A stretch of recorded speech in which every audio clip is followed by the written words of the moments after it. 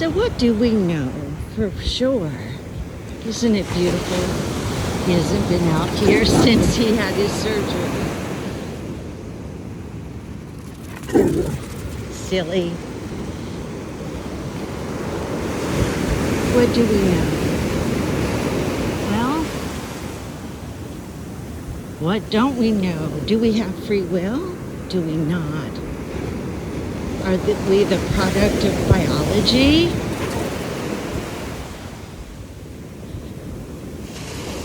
Are we an alien created with a story by a superior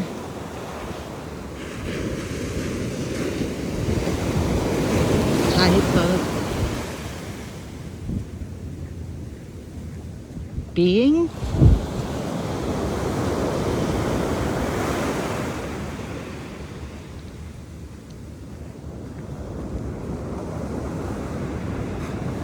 I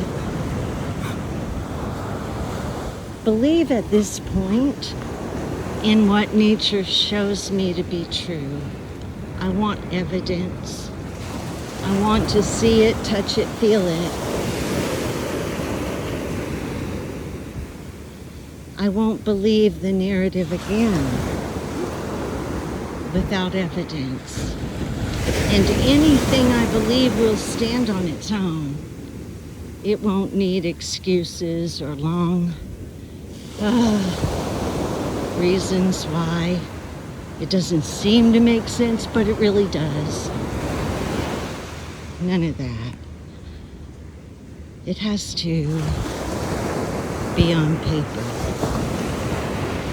I understand now that I understand science better, and that everything moves and has movement and waveform, and when I create something, I'm creating something of myself. It was created first in my mind, and whatever I create is a product of that first thought.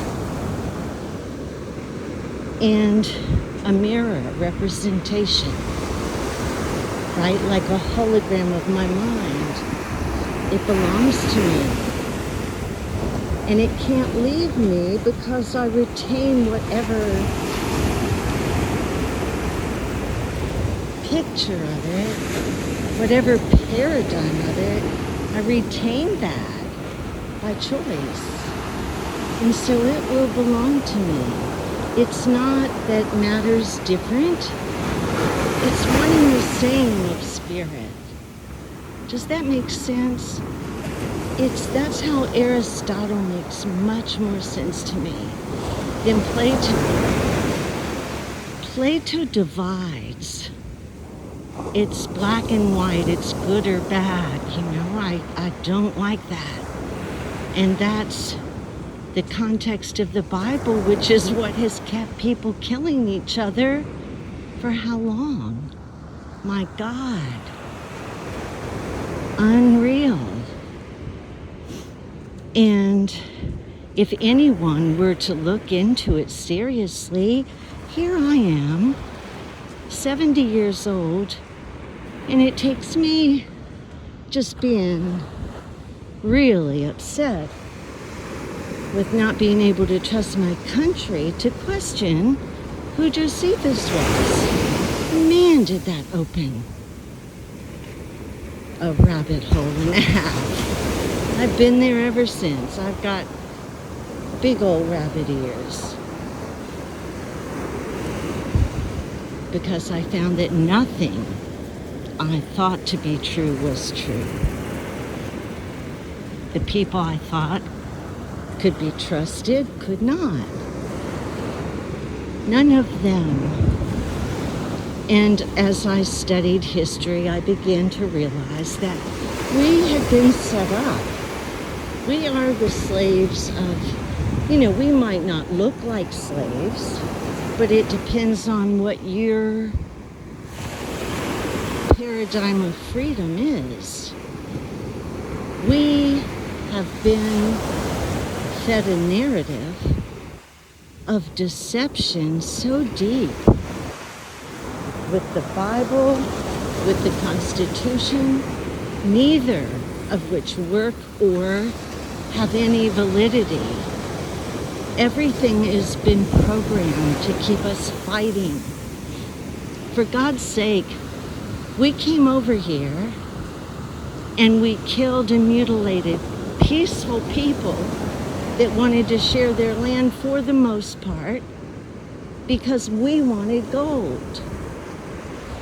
And it didn't matter who we hurt. We just called those people that we had to hurt the lessers. They were of a different class. Well, so are you and I hate to tell you. And we've eaten their BS between the Bible that kept us on our knees rather than with our ears perked, taking responsibility for this world that we inhabit and depend on for our every breath. That's what God is to me, breath. To be able to breathe deep, knowing that it feeds every part of me and keeps me alive. If there's a God that I can value and appreciate and esteem and lie down prostrate before, it would be the air I breathe that gives life to everything around me.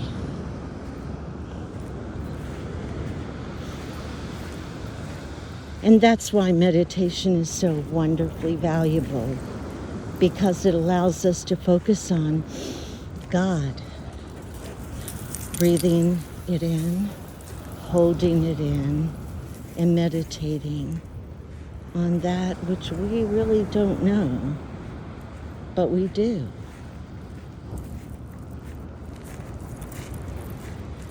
So Aristotle, and it changes everything. Your perspective does.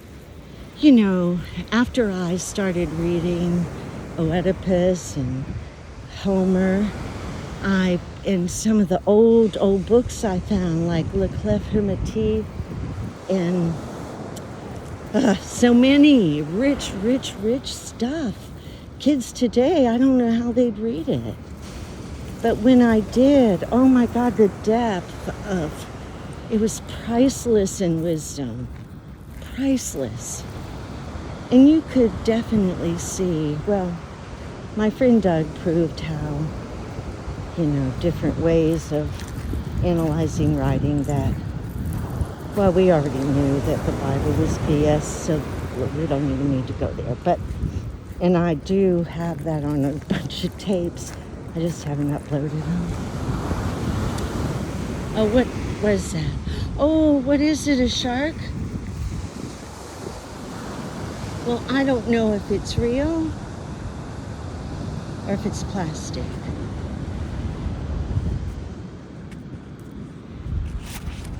It's real. Poor guy. Yeah, he smells real. Eek. Eek, eek. Isn't it beautiful? I can share so much better. When I found in that book that they had been making test tube children, and then there's all that which I have not gotten into, but in the early 1800s, they had babies for sale at the World's Fair. I've seen pictures of it. I don't have any myself, and I haven't looked into it, but it's very interesting. So what is this about? I think it's just so critical that we understand who we are, what we're capable of, and that we recognize that the narrative, whether it's been religious or political, whatever it is that's divided us and separated us from the people who are just like us. The only problem we have is that we've listened to false information. We've been deceived intentionally. And if you don't believe that, I have so much proof. From the different books that I have that have changed over the years based on the narrative that they wanted people to have at the time. That's a cool old road. Oh, look at that plastic fence. Yuck. I don't know if I can pull it out. Oh, I guess he found something else dead. Wallace, stop! So, I've got all this information. I don't know whether to just start with what's on the top of my desk and get it out. I wish I had a panel of people to ask me questions.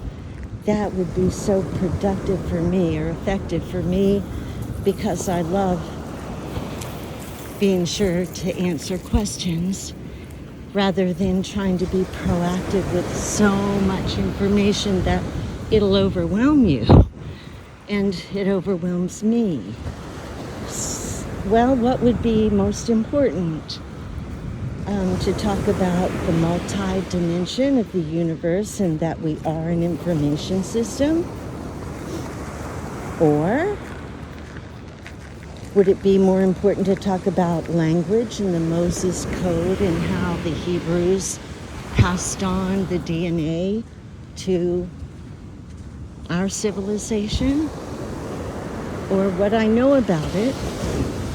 I've got Doug's work, which I'm trying to get out. And then I can talk about how Piso wrote the New Testament and how all that came about and was actually a satire on Christians. Or there's so much. I have so much on the United States, the way it started, my ancestors and their records, and I found out so much through that. I think I'm related to like 4 presidents and like 3 top Indian chiefs, and I don't know where all that went, but I'm sure that you marry within the same crowd of people. And so that's kind of how it is. And my family were the Kents and, and the Balls and the Joneses. And they were all 3 families that were here before the 1600s. So there's a lot of cool stuff to look at. Whether it's been fabricated by a program, I don't know that. I'm not there yet. I'm getting there, I hope. But I've got enough information to be free, to know that things are what they are. I've had a blessed life and a difficult life, and I don't regret a thing. I could have done a lot of things better with more information, but I don't regret anything. And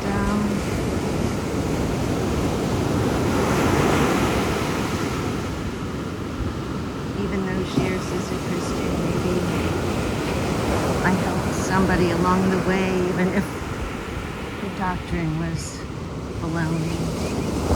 Sometimes baloney is good, huh? Something's over there in the water.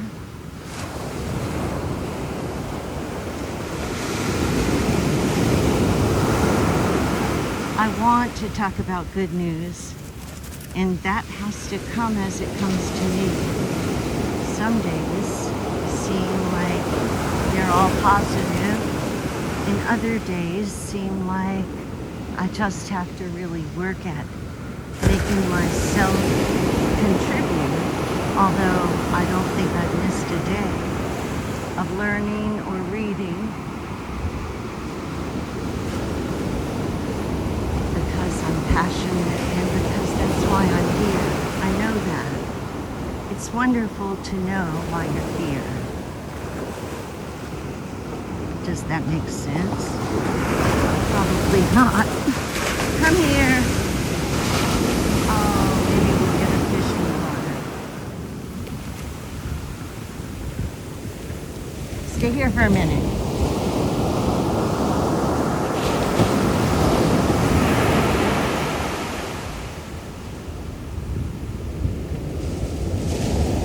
Pretty darn beautiful, huh?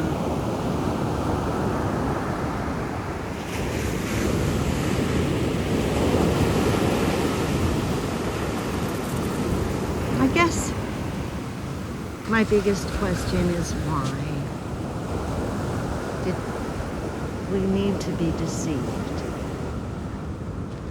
They didn't trust that people would fall in their right places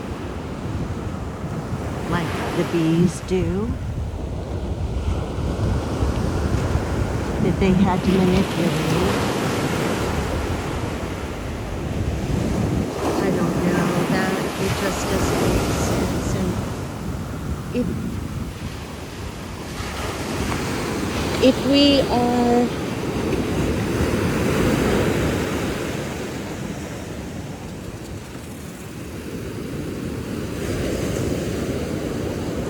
in a hologram and being programmed, I would expect that our DNA had been programmed and that we are possibly, as I said earlier, being programmed with solar rays, with whatever you call them in the sky almost every day, those things.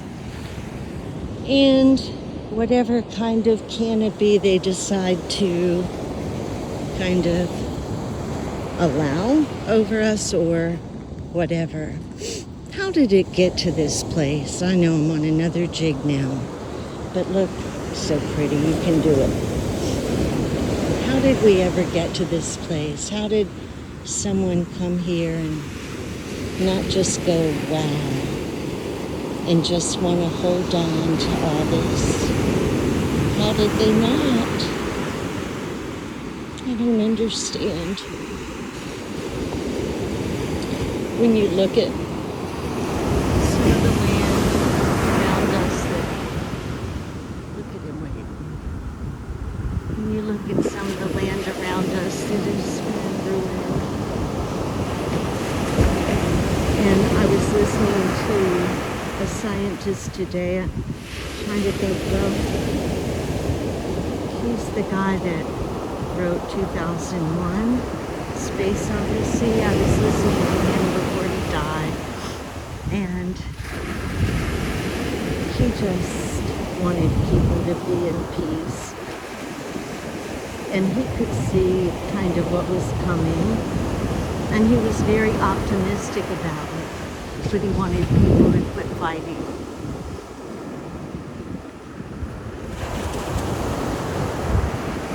Trying to remember, he wrote about Mars and what he perceived Mars would be, and it's very different than what we're told today. But that was in the 60s. And when I look back and they're making all these predictions of having computers in the house and all that, you just think, well, yeah, it all happened, but it evolved. That's how a narrative does. It just works at you and on you and in you until you become it. Whatever narrative you choose. And if it's one of being unworthy, so be it. You got it. You get it. You see what I mean? But if we believe that our spirit and matter are one, like if I make a birdhouse, I'm part of that birdhouse, and that birdhouse is what I produced, and it's waves that would not be there without my having produced it. And so it is me. Does that make sense? Well, at any rate, I don't care what religion anybody is. I just know for a fact that Christianity was created to deceive. And there's no question in my mind. It's been years of uncovering. Every day I get another convincing bit of information.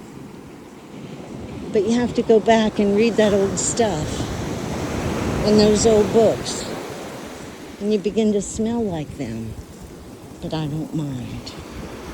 I'm thankful that there are old books. And what else is a 71-year-old woman going to do anyway? Besides make people mad. Well, I guess that's it. I'm going to be quiet and let you look at this for a little bit.